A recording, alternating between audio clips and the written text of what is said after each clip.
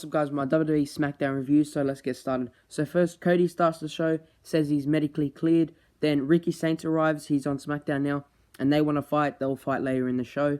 Then Charlotte and Alexa talk to Rhea backstage. Tension with Charlotte and Alexa, I think I could sense for sure.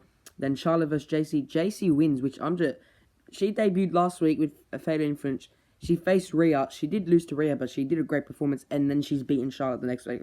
They've really pushing her, which I think they've pushed her more than they've pushed like anyone that's gone caught up. Like beating Charlotte Flair already is crazy, but I'm not complaining about it. I like it because it's just a shocker. Then they attack. Then Rhea saves Charlotte and Alexa. Seem to a little bit more happier, but there'll still probably be tension between all three.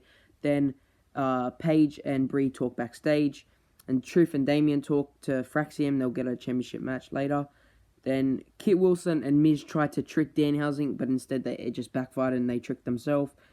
Then Truth and Damien versus Fraxium. Damien and Truth win average match. After the match, MFT's attack. Then Solo talks about Jacob's attack last week. Usos arrive. Then Tala attacks the Usos. Sammy talks to Cody backstage as well. Usos versus Solo and Tala later tonight.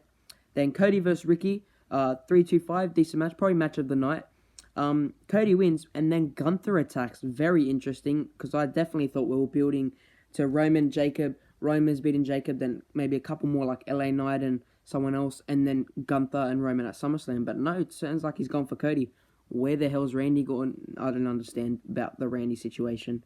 They're just like trying to act like he didn't turn and punt kick him. It's so weird, because Cody should be calling Randy out, but he's not, so I don't understand. Then Danhausen arrives.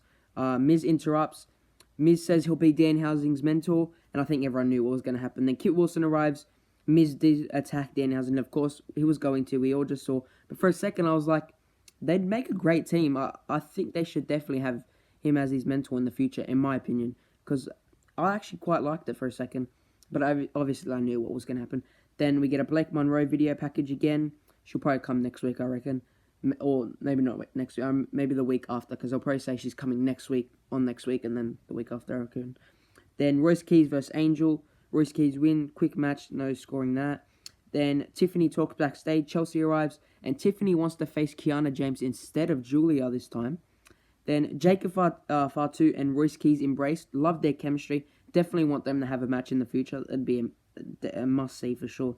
It'd be great strength power. Yeah, I want to see that for sure. And then Solo and Tala attack. They were just so strong, and then all of a sudden they get attacked. It was like, didn't make sense in my opinion. Then the Gingerbread Man is in the ring. Sammy arrives, attacks the Gingerbread Man. Trick arrives. Sammy runs away. So is he heel now? I still don't know. Trick throws up the X for the Gingerbread Man, and then yeah, R.I.P. the Gingerbread Man. That's definitely the thumbnail because I don't care. Nia and Lash talk backstage. Then Trick's upset about Sammy taking all his friends. Little Yachty, the Gingerbread Man. So Trick versus Sammy at Backlash, Trick says, and we later find out that's true. Then Brie and Paige versus Lash and Nia. Brie's music cut out in the beginning when she was doing her entrance. I noticed that it just cut and then it came back to it. So a little bit of a botch there. Then Brie and Paige win, average match. Then Gunther will speak next week. Tiffany versus Julia next week. Fatal Influence versus Alexa, Charlotte, and Rhea next week. The Gingerbread Man's funeral next week. Sammy saw that on the thing, on the Tron, and he was pissed about it. And then Danhausen, so they make that match for Backlash official. Then Danhausen arrives, he sees Nick, and Nick says, you can have your match. It can be you versus Miz and Kit Wilson, but you have to find a partner. He's like, that's going to be a problem. Too long.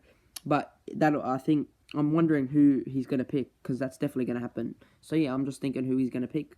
Hope it's someone interesting at least. Then the Usos versus Solo and Tala. Jacob attacks. It ends in DQ. It was an alright match anyways. And that's the end of the show.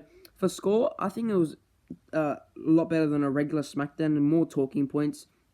To be honest, the best part was maybe the Danhausen, the Gingerbread, and Gunther, and probably the Jacob and Royce Key stuff in my opinion. That was probably the best stuff of the night. But for the score, I'd probably go 6-2-5. Definitely better than other SmackDowns. I know people are still going to hate this, but I thought it was a step up. But still, we should be at least in the 7s for a weekly show. But yeah, it was alright. Let me know what you think.